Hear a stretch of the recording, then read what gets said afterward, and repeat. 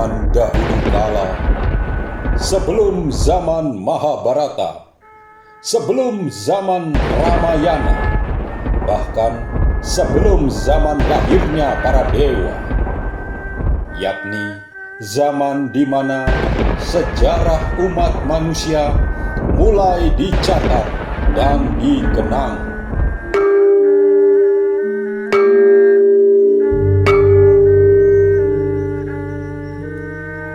Di sebuah dataran tandus yang kering kerontang, terbakar terik matahari, nampaklah sepasang kekasih tengah berjalan tertatih-tatih, terhuyung-huyung. Tubuh keduanya basah bermandikan keringat. Rintihan isak tangis sang wanita sayup-sayup terdengar, merayap menjelajah naik ke langit. Mas Adama, berhentilah sejenak. Berhenti, Mas. Aku tak kuat lagi. Sembari memeluk kekasihnya, lelaki yang dipanggil Adama itu pun menjawab terbata-bata. Diajeng Sahawa, bertahanlah. Kita tak bisa berhenti di sini. Panasnya matahari akan membakar kita tanpa ampun. Tapi aku tak kuat lagi, Mas. Mas Adama, aku tak kuat lagi. Rengek Dewi Sahawa. Adama menengok ke kanan dan ke kiri, lalu berujar, Oh, itu ada ceruk tebing bebatuan. Kita berteduh sejenak di sana. Iya, Mas Adama, kita telah berdosa, kita telah berbuat salah, keluh sang Dewi.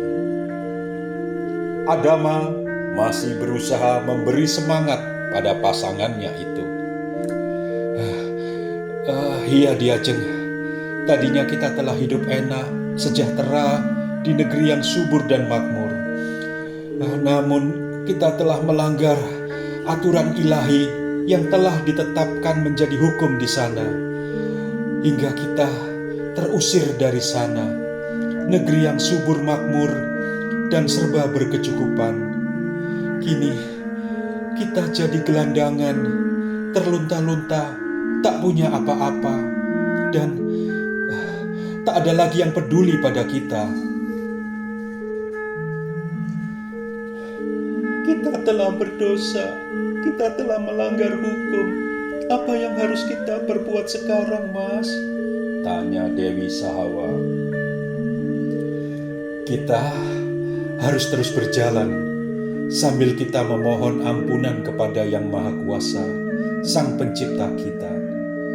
Mungkin di sana kita akan menemukan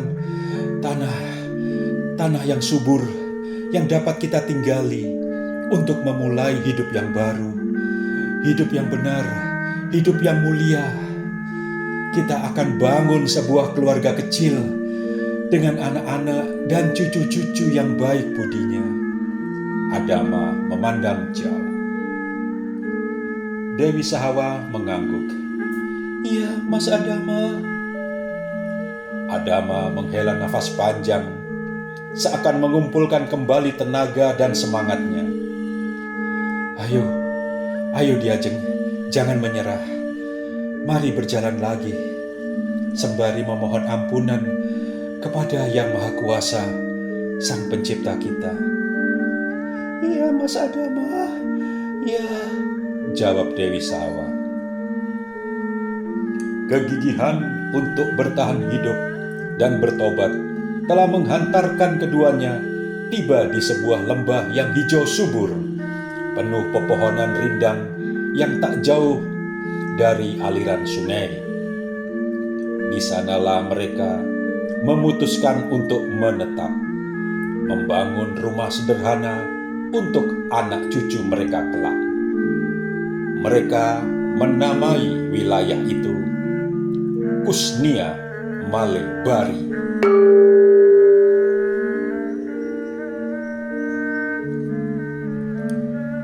Tahun demi tahun berlalu, beberapa keluarga pendatang juga bermukim di sekitar mereka dan menjadi tetangga mereka.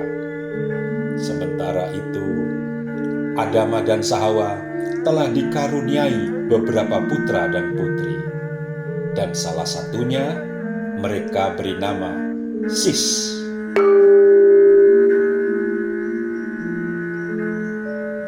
Bersama waktu yang terus melaju, Adama sering memperoleh petunjuk gaib ilahiyah yang kemudian ia bagikan kepada keluarga dan para tetangganya. Sehingga perlahan banyak yang datang bertandang untuk mendengarkan nasihat dan wejangannya.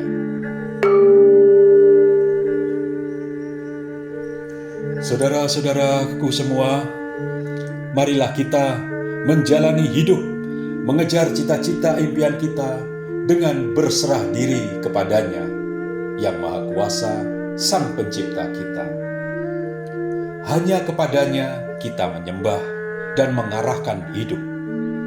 Jangan gantungkan kebahagiaan dan kedamaian hidup kita kepada yang bukan Dia, karena itu hanyalah tahayul belaka. Dan mempercayai tahayul itu percuma, sia-sia belaka, membuang waktu, harta, dan tenaga. Bersama dengan itu, kembangkanlah sikap welas asih, tolong-menolong, dan kedamaian di antara kita.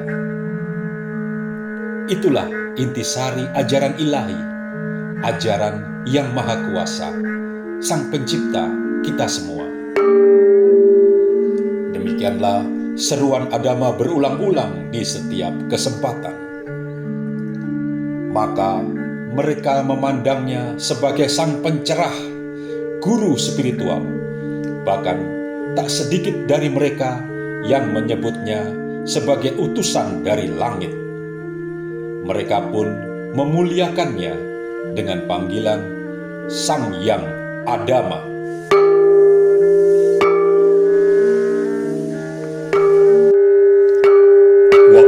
Terus berjalan demikian cepat. Sis pun telah tumbuh menjadi pemuda cakap nan rupawan. Ia kini mengajarkan nilai-nilai luhur kebajikan yang dia terima dari ayahnya, Sang Yang Adama, yang diyakini berasal dari bisikan gaib ilahiyah. Saudara-saudaraku semua, kita tidak menampik bahwa diri kita ini punya kecenderungan untuk iri hati, sombong, dan bermusuhan satu sama lain. Yang jika kita biarkan dorongan-dorongan tersebut merajalela di hati kita, dapat menimbulkan pertumpahan darah di antara kita sendiri. Untuk itulah, kita mesti senantiasa sadar dan waspada akan apa yang tengah kita pikirkan dan rasakan. Pertimbangkan selalu, perlukah kita memikirkan apa yang tengah kita pikirkan? Perlukah kita merasakan emosi-emosi yang tengah kita rasakan? Ingatlah selalu kepadanya, yang Maha Kuasa, Sang Pencipta kita. Mohonlah senantiasa lindungan dan bimbingan darinya, lewat doa-doa dan penyembahan kita. Demikianlah Sis mengembangkan ajaran ayahnya. Maka berbondong-bondong orang menjadi pengikutnya. Walau masih muda belia, orang-orang menghormatinya dengan memanggilnya Romo Sis. Hingga tiba suatu masa, ia menikah dengan seorang putri nan cantik jelita, yang lembut hatinya, yang halus tutur bahasanya, yang bernama Dewi Mulat. Selanjutnya, mereka pun dikaruniai seorang putra yang mereka beri nama Anwas.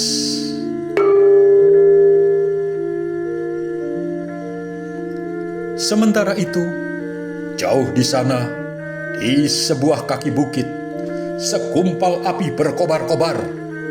nampak melayang-layang di udara. Aku Azazil, sang iblis, hadir dari baranya api yang bergelora sebagai makhluk paling terkutuk.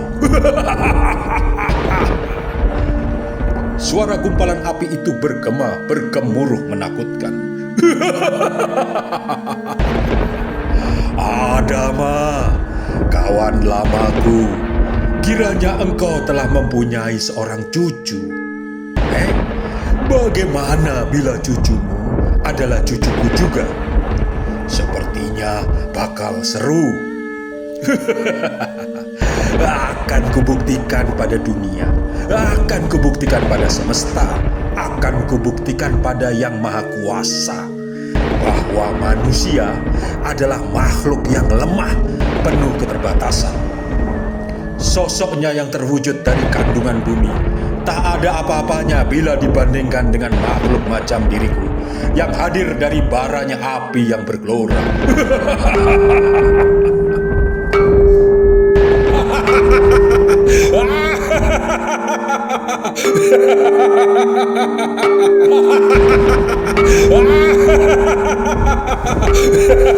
Dan sebenarnya dalam diri setiap manusia senantiasa ada pula bagian dari diriku. Ya, semacam api yang redup, buat mereka berhawa nafsu untuk bergerak dan berkarya. Ya, sebagai daya juang yang bila tak mampu mereka kendalikan, akan menyulut kerusakan dan peperangan di antara mereka sendiri. Bagaimana bila kadarnya aku tambah? Bukan untuk menjadi angkara murka, namun untuk membuat mereka lebih dicaya sakti mandraguna. Ya. Nah, wahai percikan diriku, mewujudlah menjadi sosok seorang putri, dan engkau kusebut sebagai anakku dengan nama Delajah. Dewi Delajah.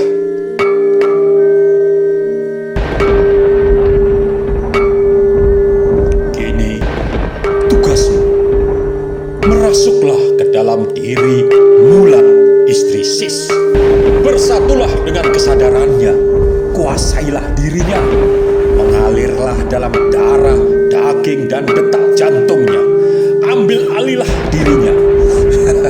Jadilah istri yang baik bagi Sis.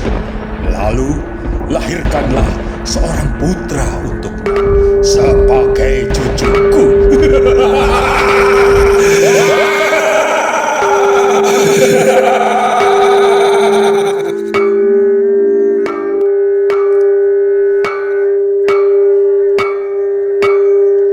Dewi Delajah pun menjalankan tugasnya dengan baik. Ia menitis ke dalam diri Dewi Mulat, merasuki kesadarannya dan mengambil alih kehidupannya.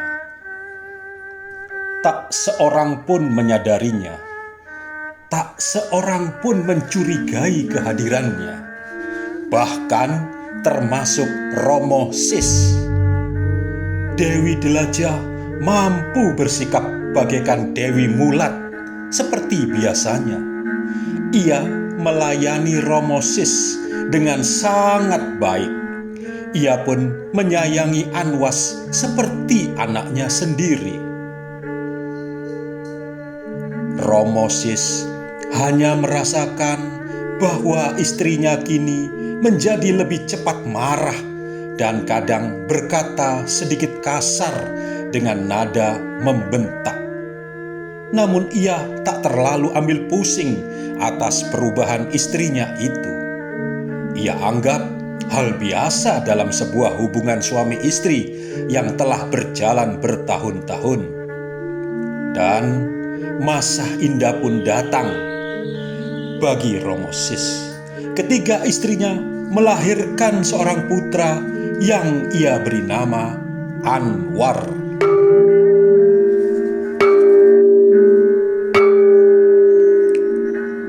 Waktu berjalan. Kedua kakak beradik, putra Romosis, kini tumbuh menjadi remaja yang tampan rupawan. Namun, perbedaan watak dan minat di antara keduanya mulai nampak jelas. Anwas adalah pemuda kalem yang lebih tekun memperdalam ajaran-ajaran religi yang diajarkan oleh kakek dan ayahnya. Sementara Anwar lebih mirip berandalan yang suka berpetualang dan memperdalam ilmu-ilmu kanuragan. Aku ingin sakti dan hidup abadi. Demikianlah tekad Anwar. Ia pun kerap mengembara entah kemana, hingga akhirnya tersesat di sebuah hutan yang entah apa namanya.